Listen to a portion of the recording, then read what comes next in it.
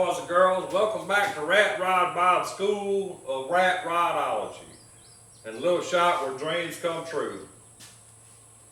Today we're talking about Ackerman steering, and this is some highly classified scientific rat rod calculations I'm about to talk about, so you might want to pay attention, at least for a little while anyways.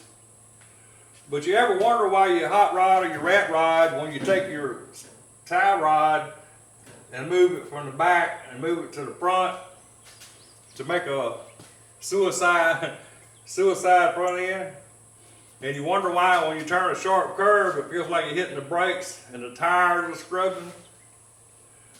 Well, I'm about to tell you why, and I'm about to tell you how to fix it, or at least make it a whole lot better than what it was. So yeah, let's check it out.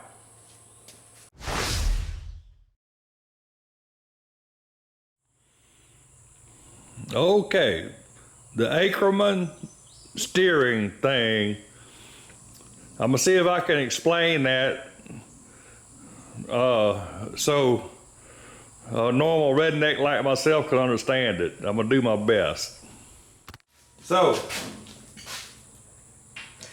you got your front wheels, left wheel, right wheel, going straight down the road, so they should be straight. Both wheels should be straight. When you get ready to turn,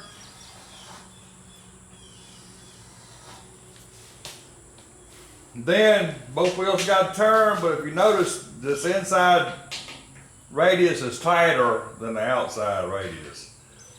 So that means this inside wheel needs to turn a little bit more than the outside wheel. The inside wheel has to turn more than the outside wheel because the radius is shorter. Simple as that. And if you turn the other way, it's the same. Inside wheel got to turn more than the outside wheel. If it don't, if they both turn the same, then that means the wheels, they're going to be scrubbing. If the inside wheel is not turned more than the outside wheel, they're going to scrub. So if your vehicle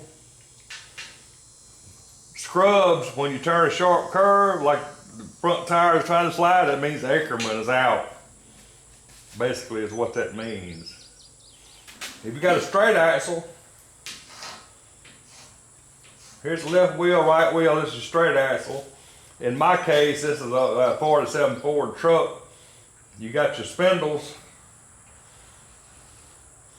and you got an arm coming off your spindles, and another arm, long bars connected to the two. And then you got another arm that goes to the steering. And when you pull and push this, it turns the wheels. And when that wheel turns, this bar, it makes that wheel turn, blah, blah, blah. What I've done is took that axle like a lot of people do. Instead of this rod being behind the wheels, I put it in front of the wheels. And where I done mine, I just swapped spindles. I put this spindle on this side so the arm comes out the front. That spindle on this side so the arm comes out the front. Okay. When I do that, when I've done that, it throws the Ackerman out.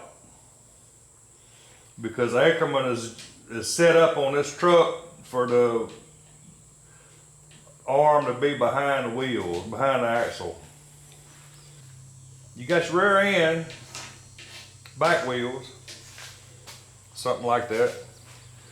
The rule is, if you take your center point of your spindle, in other words your kingpin, center point, whatever it turns on, and you take the center point here, where your tie rod end connects, you should be able to draw a line through that, and it should come straight to the center of the rear end on both sides. Same here.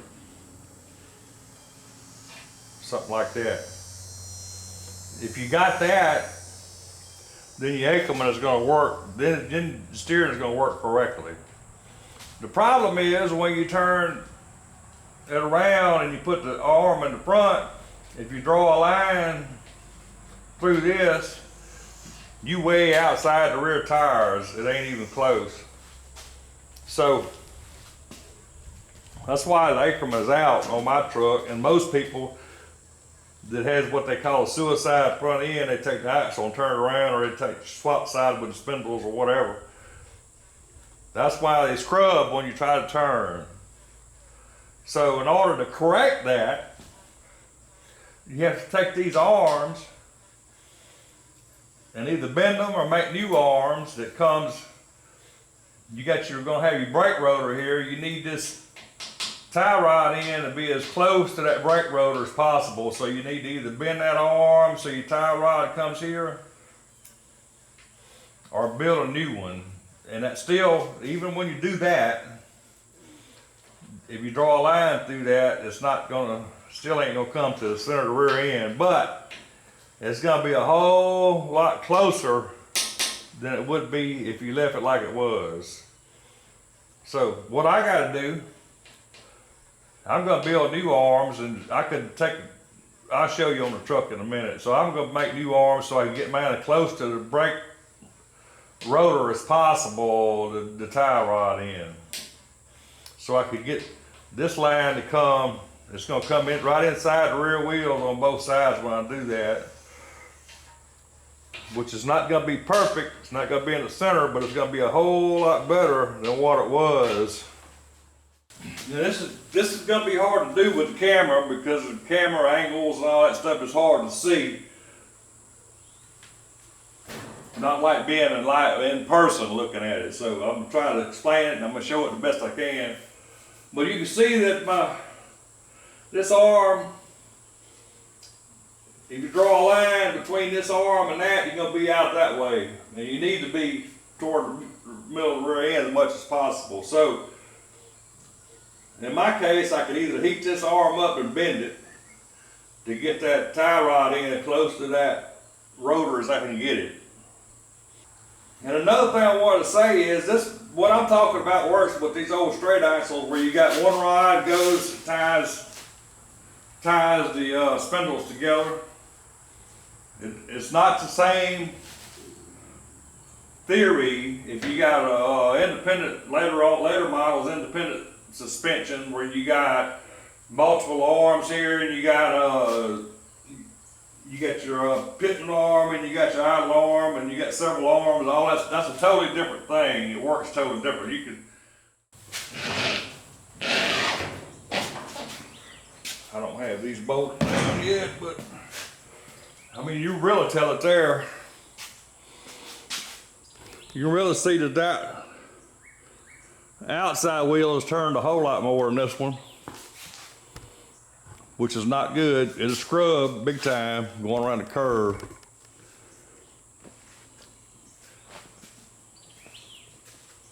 And the more you turn, the worse it is. So if you got that, you probably notice that your vehicle goes down the road straight pretty good, and you can turn small curves, no problem. And just when you turn sharp, you notice it feels like you're hitting the brakes or the front tire was scrubbing. So the more you turn, the worse they get off. Say you're looking at rat rods or hot rods or whatever, and you walk up to one and you see this got the straight out the front end, and you see that it's got this tie rod in, this way out there. You can see the angle. I mean, you can immediately tell just by looking at it that vehicle's not going to steer correctly when you turn a curve. That's all you need to see is this right here.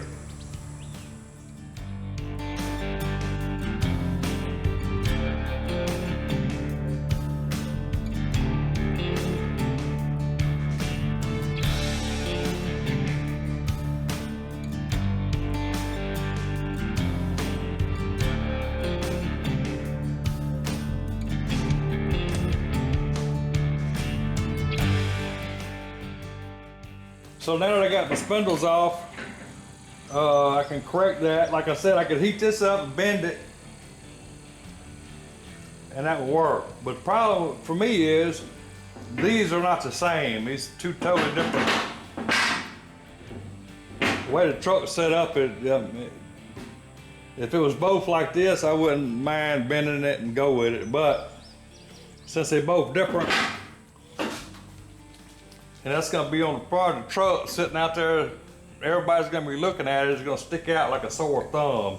So I'm gonna do the same I've done on 31 Chevy. I'm gonna make 2 new arms, and drill some lightning holes in them and make it match this, and they're both matched. So that's what I'm gonna do. I gotta cut these off. Gotta cut this off, cut that off, then make some new arms.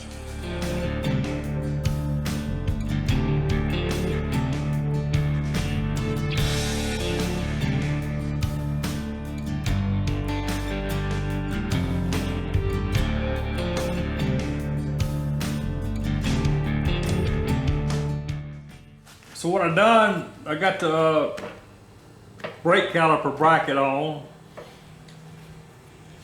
and I made me a template out of some sheet metal for my bottom arm. It's gonna look something like that. It's gonna have some lightning holes in it to match that. I'm gonna put some lightning holes in the brake bracket. So now, all I gotta do is take this, flatten this out, and I can use this as a template for my plasma cutter. So I got my template flattened out, and I got it on, I got some couple super strong rare earth magnets to hold down. New tip on my plasma cutter. My plan is to go around with the plasma cutter to cut this out. That's the plan.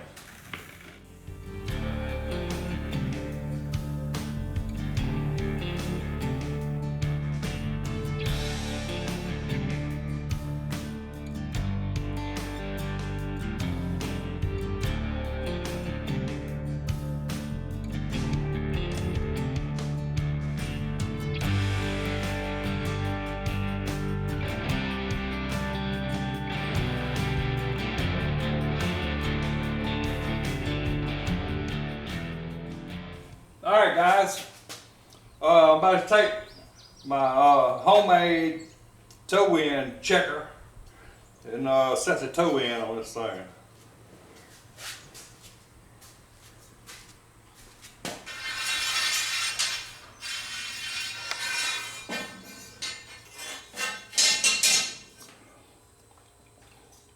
So I get this in, then insert tire on that mark right there. Then on this side, I'll just bend this piece of wire until it gets dead center. Bring it around to the front, same thing. I get this dead center. On this side, I use check.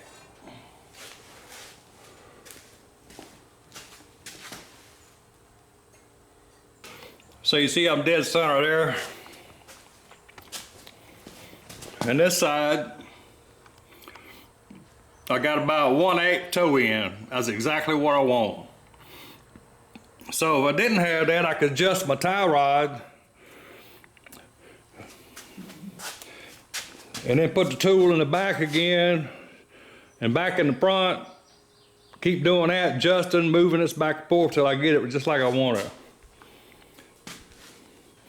Yeah, I got my toe in set right now, the 1/8 inch toe in. Just what I want. So now when I turn the wheel all the way, that inside tire turns a little bit more than the outside one, which is what I want. It still ain't quite enough, it needs to turn a little bit more, but I got it as close as I can get it. Same going this way. This tire turned a little bit more than that one.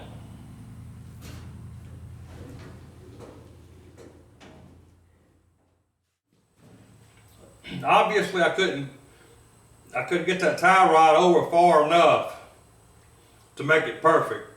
I couldn't get it maybe a little bit closer, but now if you draw a line through there, you instead of going on the outside of the back tire, you kind of point right at the back tire. If it was on the inside, the back tire would be even better. If it's pointing toward the rear end chunk, it'd be perfect. But I can't get it that far because it'd be hitting the rotor. A lot of us old hot rodders building these rat rods, we take these front ends off these vehicles where the tie rod initially was in the back, and we put it in the front, obviously because you can't put it in the back on a build like this. You can't do it. So we put it in the front, and we call it a suicide front end. And I guess the reason we call it is obvious. I mean, hey, but hey, if you try that, you glut for punishment anyway, so who cares? So if you correct your Ackerman on your suicide front end rat rod, you can build some new arms like I did.